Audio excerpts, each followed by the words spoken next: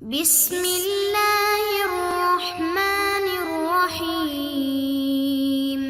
السلام علیکم معزز طلبہ کرام، آپ سب کیسے ہیں؟ آج ہم نور الانوار کے سبق نمبر 90 کو پڑھیں گے۔ آج کے سبق کا عنوان ہے قضاء کی اقسام کا تعلق حقوق العباد سے۔ آج کے ہمارے سبق کی عبارت ثم لما فرغ المصنف من بیان انواع القضاء سے شروع ہوتی ہے۔ آئیے سب سے پہلے عبارت پڑھ کے اس کا ترجمہ کرتے ہیں، اس کے بعد باقاعدہ سبق کی وضاحت کی طرف بڑھتے ہیں۔ مصنف علیہ رحمہ لکھتے ہیں ثم لما فرغ المصنف من بیان انواع القضاء فی حقوق اللہ تعالی شرع فی بیان انواعہ فی حقوق العباد۔ پھر جب مصنف قضاء کے ان اقسام کے بیان سے فارغ ہو گئے جن کا تعلق حقوق اللہ سے ہے، تو اس کے ان اقسام کو بیان کرنا شروع کیا جن کا تعلق حقوق العباد سے ہے۔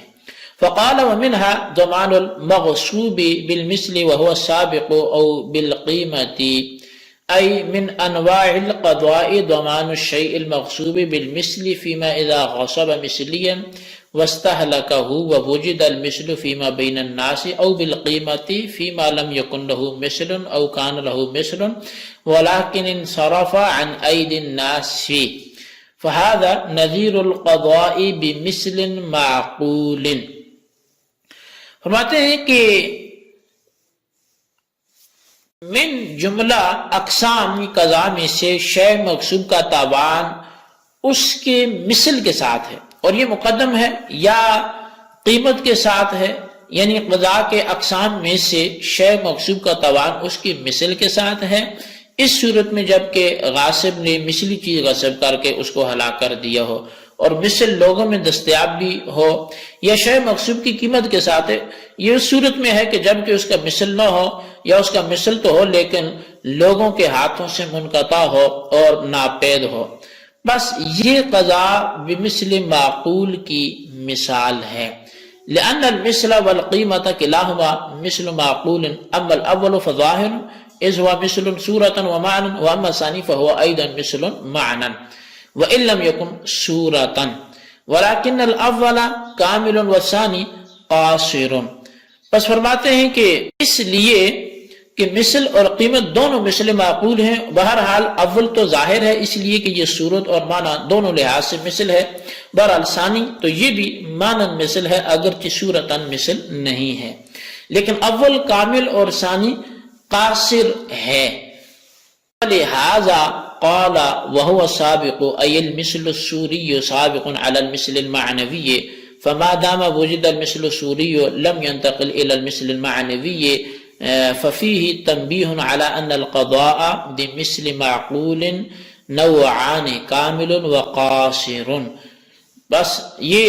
اسی وجہ سے مصنف نے وہو سابق فرمایا، یعنی مثل سوری مثل معنوی پر مقدم ہے، لہذا جب تک مثل سوری پائی جائے گی مثل معنوی کی طرف انتقال نہ ہوگا۔ بس اس بیان میں اس بات پر تنبیہ ہے کہ قضاء بمثل معقول کی دو قسمیں ہیں، کامل اور قاصر۔ لا يقال مثل هذا متحقق في حقوق الله تعالى أيضا، فإن القضاء الصلاة بالجماعة كامل وقضاؤها منفردا قاصر، فلما لم يتعرض له؟ لأننا نقول عندهم قضاء الصلاة منفردا كامل وبالجماعة أكمل، ولا يقيسون حال القضاء على حال الأداء۔ بس اس پر یہ اعتراض نہ کیا جائے کہ اس کی مثال تو حقوق اللہ میں بھی متحقق ہے، اس لیے کہ قضاء نماز یعنی باجماعت جو نماز ہے وہی یہ کامل ہے، اور نماز کی قضاء تنہا یہ قاصر ہے۔ بس مصنف نے اس سے کیوں بحث نہیں کی؟ تو کہتے ہیں اس لیے کہ اہل اصول کے نزدیک نماز کی قضاء تنہا کامل ہے اور باجماعت نماز کی قضاء یہ اکمل ہے، اور یہ حضرات قضاء کی حالت کو ادا کی حالت پر قیاس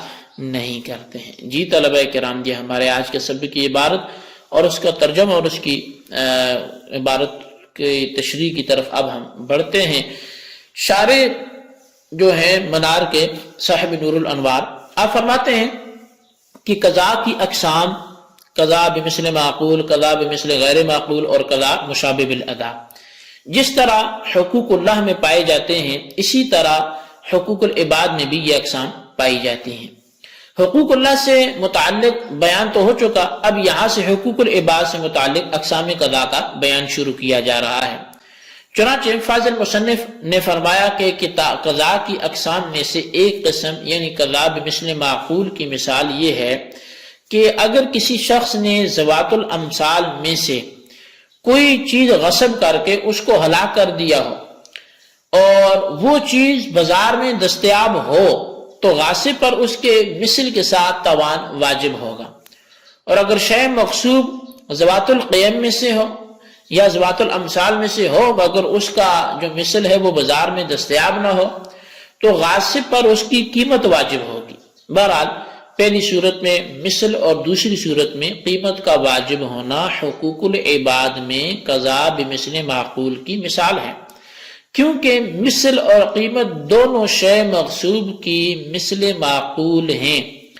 ذوات الامثال میں مثل کا شے مغصوب کی مثل معقول ہونا تو بالکل واضح ہے، کیونکہ ذوات الامثال میں شے مغصوب کا تاوان صورتاً بھی شے مغصوب کا مماثل ہے اور معناً بھی مماثل ہے۔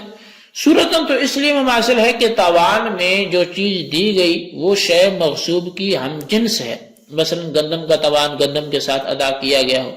اور معناً مماثل اس لیے ہے کہ شے مغصوب اور تاوان میں دی گئی چیز دونوں قیمت کے اعتبار سے قریب قریب ہیں۔ مثلا مغصوب جو ایک بوری گندم ہو اور اس کا تاوان بھی اسی قدر گندم ہو تو یہ دونوں مالیت میں قریب قریب ہیں، گویا ایک جنس کی دو چیزوں کا مالیت کے لحاظ سے قریب قریب ہونا مثل مانوی ہے۔ بہرحال تاوان میں دی گئی چیز جب شے مغصوب کی صورتاً بھی مثل ہے اور معنن بھی مثل ہے تو اس کا مثل معقول ہونا ظاہر ہو گیا، اور رہا ثانی یعنی تاوان میں شے مغصوب کی قیمت کا ادا کرنا،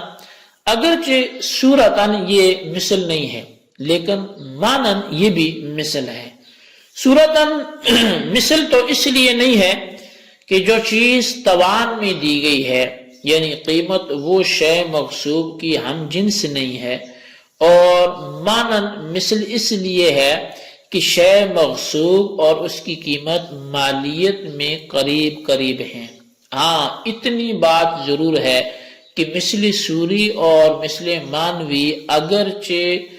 دونوں مثل معقول ہیں لیکن مثل سوری مماثلت میں کامل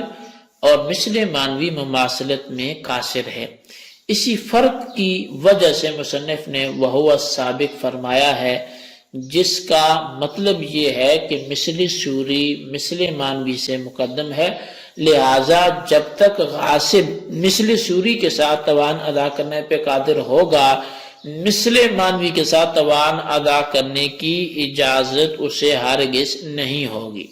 کیونکہ تاوان سے جو مقصود منہ ہے یعنی مالک کے حق کی تلافی کرنا مقصود ہوتا ہے، اور مالک کا حق شے مقصود کی صورت اور معنی دونوں سے متعلق ہوتا ہے، پس حتی الامکان ہے دونوں کا لحاظ رکھا جائے گا۔ چنانچہ اگر غاصب نے کوئی مثلی چیز غصب کی اور اس کو ہلاک کر دیا تو غاصب پر مثل سوری کے ساتھ تاوان ادا کرنا واجب ہے، بشرطے کہ وہ اس پر قادر بھی ہو، حتیٰ کہ مثل سوری پر قدرت کے باوجود اگر اس نے مثل مانوی کے ساتھ تاوان ادا کیا تو مالک اس کو قبول کرنے پر مجبور نہ ہوگا۔ اس بیان میں اس بات پر تنبیہ ہے کہ حقوق العباد میں قضا بمثل معقول کی دو قسمیں ہیں، ایک مثل کامل دوسری مثل قاصر، یعنی مثل سوری مثل کامل ہے اور مثل مانوی مثل قاصر ہے۔ لا یقال سے ایک اعتراض کیا جا رہا ہے جس کا حاصل یہ ہے کہ قضا بمثل معقول کی تقسیم کامل اور قاصر کی طرف جس طرح حقوق العباد میں موجود ہے اسی طرح حقوق اللہ میں بھی پائی جاتی ہے۔ چنانچہ باجماعت نماز کی قضا کرنا مثل معقول ہے، یہ کامل ہے، اور تنہا نماز کی قضا کرنا مثل قاصر ہے۔ بس جب یہ بات طے ہے تو فاضل مصنف نے اس سے بحث کیوں نہیں فرمائی؟ تو اس کا جواب یہ ہے کہ کمال کہتے ہیں مشروع کے مطابق عمل کرنے کو، اور جبریل علیہ السلام جماعت کے ساتھ قضا کی تعلیم نہیں فرمائی بلکہ جماعت کے ساتھ ادا کی تعلیم فرمائی، لہذا ادا تو جماعت کے ساتھ کامل اور بغیر جماعت کے قاصر ہو سکتی ہے، لیکن قضا کامل اور قاصر نہیں ہو سکتی، بلکہ قضا اگر جماعت کے ساتھ ہو تب بھی مثل کامل ہے اور بغیر جماعت کے ساتھ ہو تب بھی مثل کامل ہے۔ ہاں زیادہ سے زیادہ یہ کہہ سکتے ہیں کہ باجماعت نماز کی قضا کرنا اکمل ہے اور بغیر جماعت کی نماز کی قضا کرنا یہ کامل ہے۔ بہرحال جب ادائے نماز باجماعت میں شروع ہوئی اور قضائے نماز باجماعت میں شروع نہیں ہوئی تو نماز قضا کی حالت کو ادا کی حالت پر قیاس کرنا کس طرح سے درست ہو سکتا ہے؟ یہ بالکل درست نہیں ہوگا۔ جی طلبہ کرام، یہ ہمارے آج کے سبق کی وضاحت تھی، اس کو خلاصتاً اپنے رجسٹرز پر ضرور لکھیں، بالخصوص ان سوالات کے جوابات دیں۔ سوال نمبر 1 یہ ہے کہ وہ سابق سے مصنف کیا بتلانا چاہتے ہیں، وضاحت فرمائیں۔ اور سوال نمبر 2 یہ ہے کہ لا یقالو سے کس اعتراض کے جواب کی طرف اشارہ ہے، اعتراض جواب دونوں تحریر فرمائیں۔ اللہ تبارک و تعالیٰ سے دعا ہے جو کچھ ہم نے پڑھا سنا اسے یاد رکھنے کی توفیق نصیب فرمائے، آمین بجاہ النبی الامین صلی اللہ تعالی علیہ وسلم۔